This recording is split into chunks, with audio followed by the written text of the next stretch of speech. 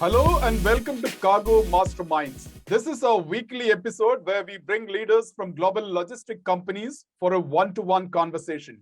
My name is Reggie John and you are watching Cargo Masterminds. UPS is one of the world's largest package delivery companies with $84.6 billion in revenue recorded for the year 2020. With the purpose of moving our world forward by delivering what matters, UPS provides a broad range of integrated logistics solutions for customers in more than 220 countries and territories. The company's more than 540,000 employees embrace a strategy of customer first, people led, innovation driven. With the acquisition of Marken, a clinical supply chain specialist company in 2016, UPS underscored its commitment for the healthcare and pharma industries. 5 years later, right at the beginning of 2020, just a few weeks before COVID was officially declared a pandemic, UPS officially launched UPS Healthcare Division. Certainly, the intent then wasn't to deal with the logistics of a global pandemic. UPS Healthcare includes Marken, Polar Speed, and the company's more than 128 GMP and GDP compliant facilities around the world. UPS Healthcare is a vertical business unit focused on a one UPS solution to the global healthcare and life sciences client community. UPS Healthcare brings together all of the company's healthcare capabilities from across all business units, geographies, and functions. UPS Healthcare is led by Wes Wheeler, former CEO of Marken. Wheeler, a career operations executive with deep international experience in corporate restructuring, operational turnarounds, company streamlining, rebranding, mergers, acquisitions, and corporate integration, accepted the role to lead UPS Healthcare in December 2019 and joined UPS as president of UPS Healthcare in January 2020. UPS has been at the forefront of the COVID-19 fight since February of 2020, providing logistics support for PPE deliveries, working with pharmaceutical companies in clinical trials for COVID vaccines under development, and finally playing a very critical role in the global distribution of COVID vaccines that started in December 2020. Wes Wheeler has been leading the UPS healthcare team and represents the company at the US President's Task Force for Testing and the Council for Reopening the Country, including Project Airbridge and Operation Warp Speed under the US Department of Defense to accelerate the testing, supply, development, and distribution of safe and effective diagnostics and vaccines to counter COVID-19 by January 2021. It's a privilege to have Wes Wheeler, President of UPS Healthcare, to join me in this episode of Cargo Masterminds. Wes, welcome to Cargo Masterminds, and thanks for finding time to talk to us. Thanks, Reggie. Glad to be here. Thank you. Wes, if you were to pick the most important highlights for UPS Healthcare for the past 16 months, since the WHO declared COVID-19 as the pandemic on March 11, 2020, what would be some of those coming on the top of your mind?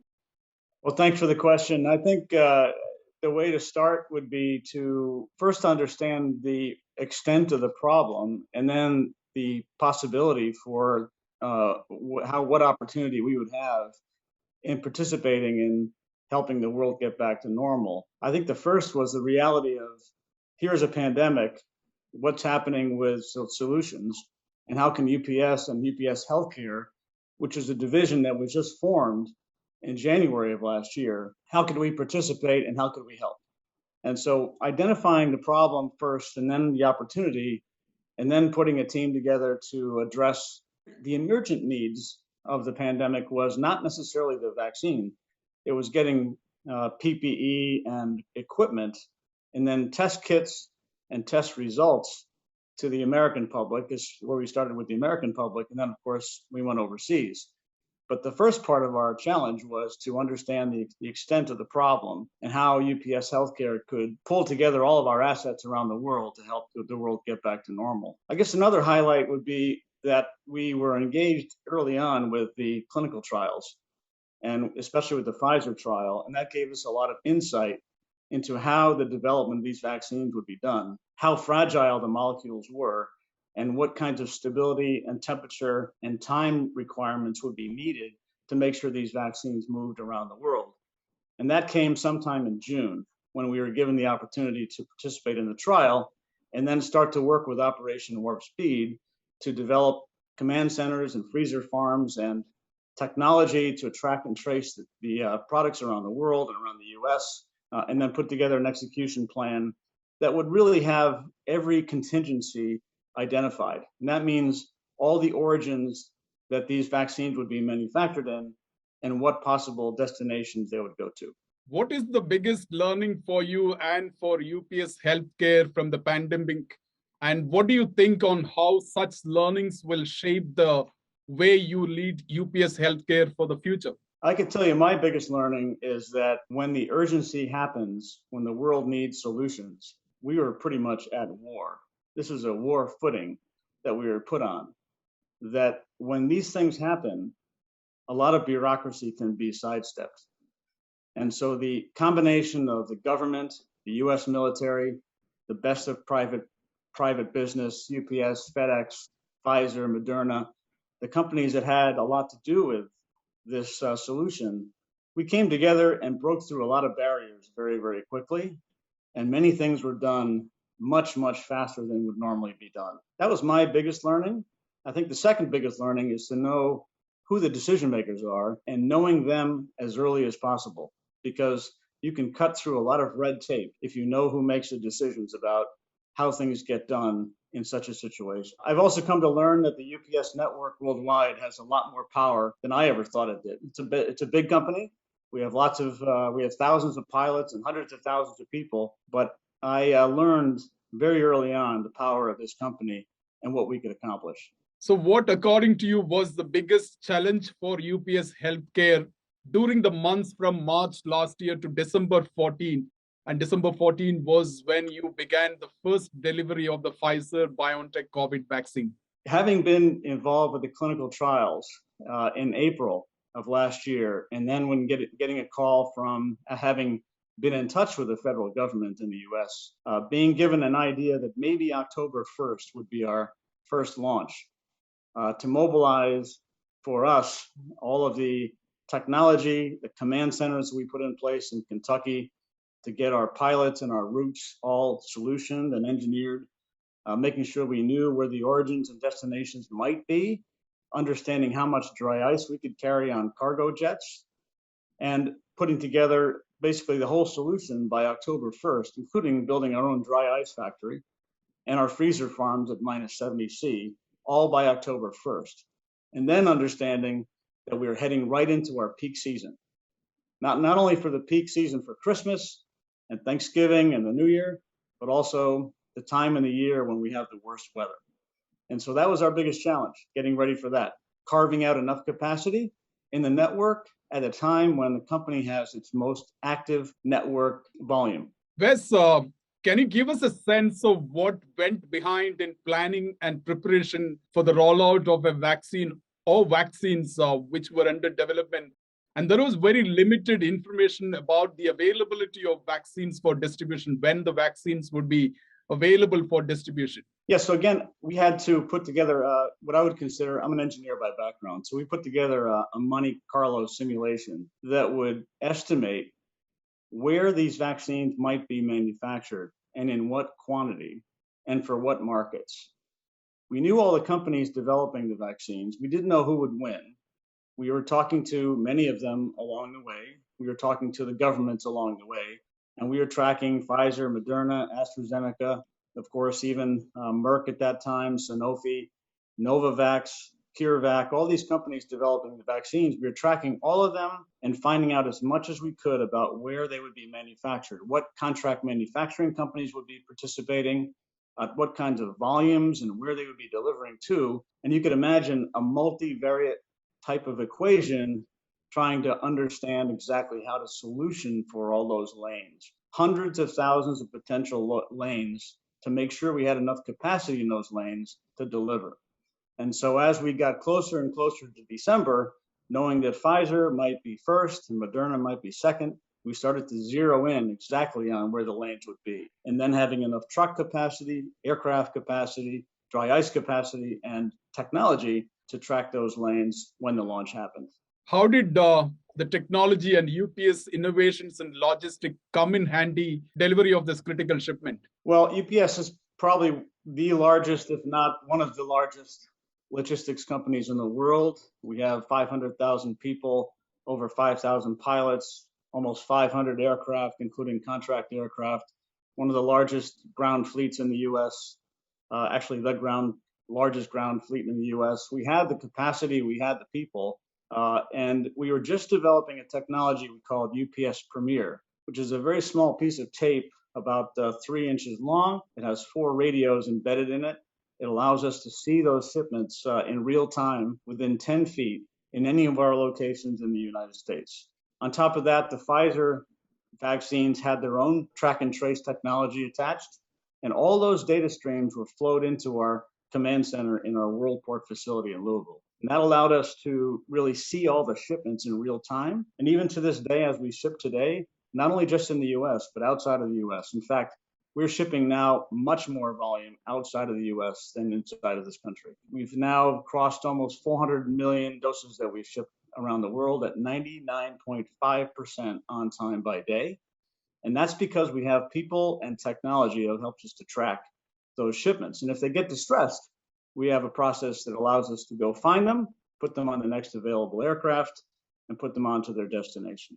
Wes, what kind of additional complexities and challenges did you encounter when you began the delivery of vaccines starting on 14th December, which you also said that it is always a peak holiday season for UPS with huge volumes of shipments? Yes, I've had that question many times. In fact, many people have asked me, "Are you kidding? Are you putting all the vaccines on the same truck as my Christmas presents?" And the answer is yes, because we invented a process that allows us to see shipments inside of our network, kind of a network inside of a network, where we can actually see the shipments in the locations around the U.S.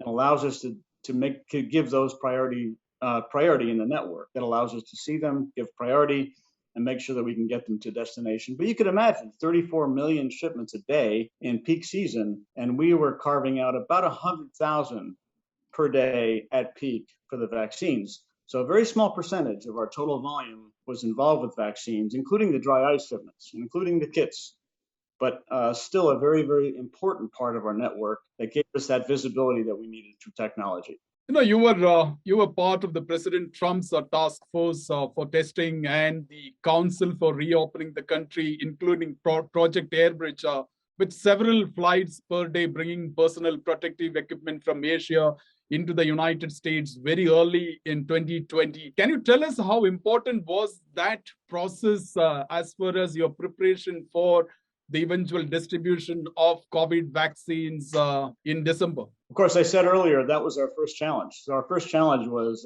we were on Zoom calls all day long from the very, very beginning of the pandemic. And our first challenge given to us by the US government under Project Airbridge was to work with FEMA, our Emergency Management Administration, to bring PPE and ventilators and masks and kits and gloves to the US as fast as possible from places like China. And so we ended up with, at the end of the day, 24 million pounds of PPE on 230 charter aircraft, most of those 747 freighters. And that was our first challenge, bringing all that into the country, into the different gateway airports in the United States. We ended up, one of the national stockpile locations for the PPE was our own location in Louisville, Kentucky. I think we had 36 million pieces of inventory at one point in the middle of all that. And of course, at the same time, we're starting to pivot towards COVID testing. So whether it's the different kinds of testing that came out and the number of companies involved and the number of test sites that were being set up around the US became another challenge. We had mayors of cities and governors of states asking us for help, setting up test kit sites and getting test results back to patients around the country. And then, of course, from there, we pivoted to vaccines. So it's a three-step approach to helping the world get back to normal. Wes, your education and training as an engineer and later working with pharmaceutical industry, how did that help you lead UPS Healthcare? Even before UPS Healthcare, you were CEO of Markin, which was acquired by UPS. How did that training as an engineer help you deal with the pandemic because engineers are known to break down problems and analyzing them and creating solutions. How did that come in handy for you? Well, sounds like you answered the question for me. Thank you. I've been an engineer for a long, long time. This is my 43rd year in operations, starting with Exxon, SO engineering. And I learned early on that project management was a key skill that almost any industry really needs. And so having that project management background and that engineering background helped me to quickly assess what we thought the problem was, what the opportunities were, making sure we could put together a team, make sure you have the right resources, and of course, all the analytics that go with solutioning, as many lanes as possible and the possibilities we had to plan for. So I would say, yes, engineers tend to think in linear terms. We think in quantum terms. We think in calculations and people and resources and putting all that together in a project management system that would allow us to be successful. And when General Perna called me in June of last year and asked me if I could be ready by October, I made that happen. We made that happen. We became a team.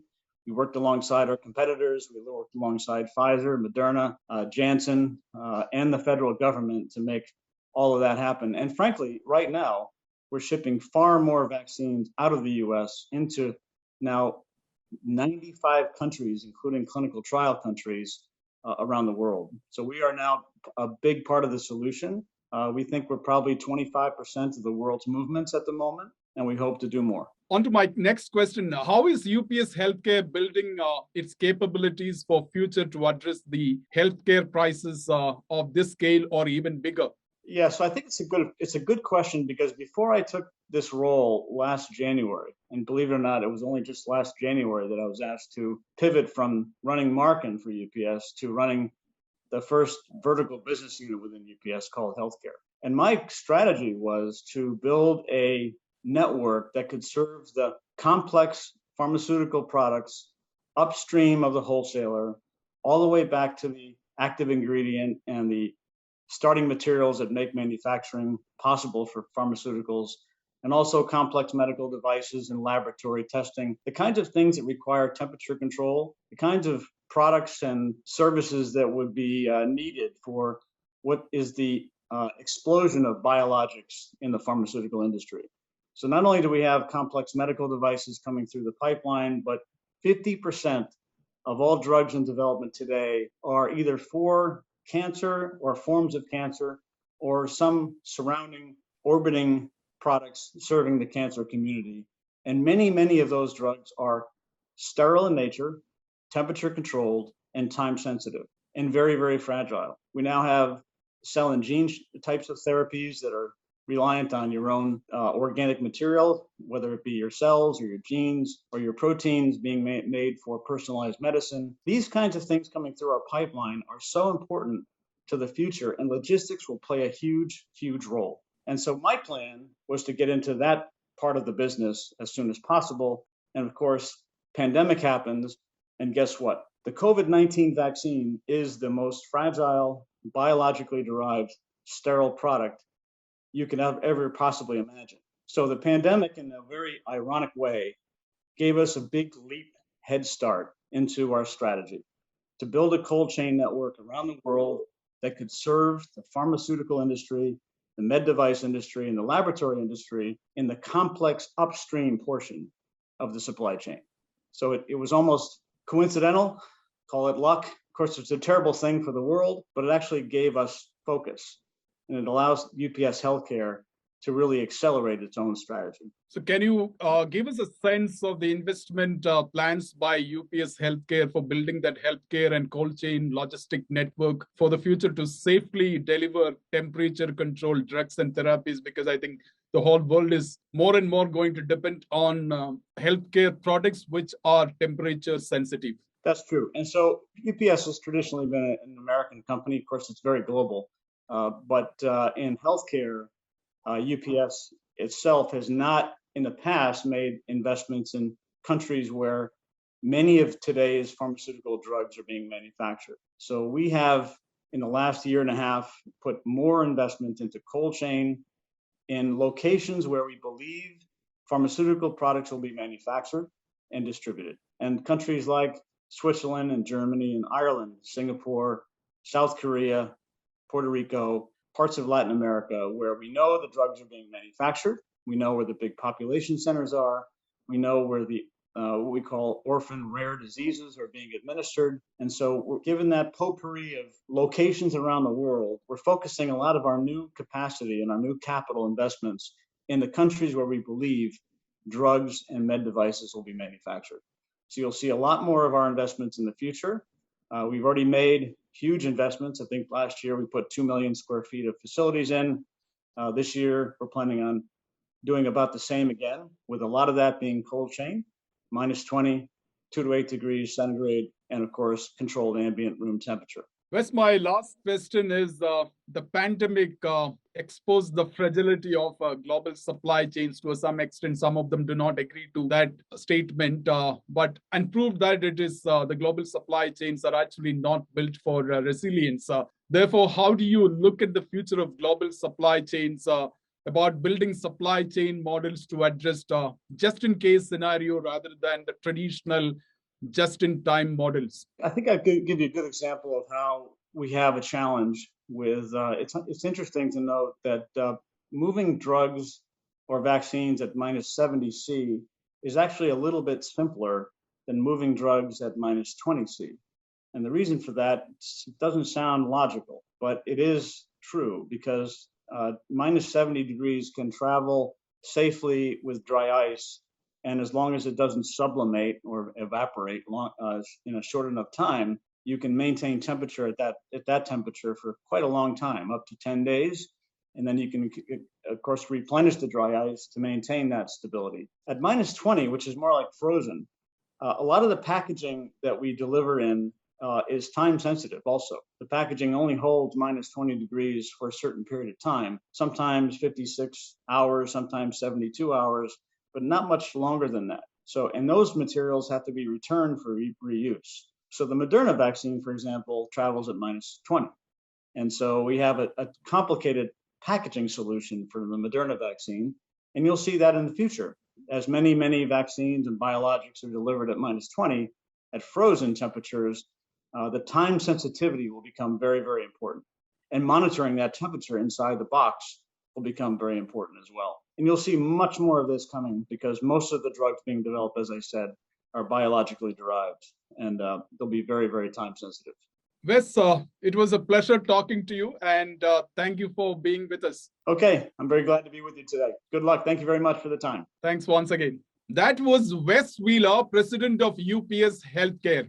I hope you enjoyed watching this interview. If you like what we do, please do share it among your social and professional networks. Also, if you are not a subscriber of our YouTube channel, please do subscribe now and click the bell icon so that you do not miss any of our new videos.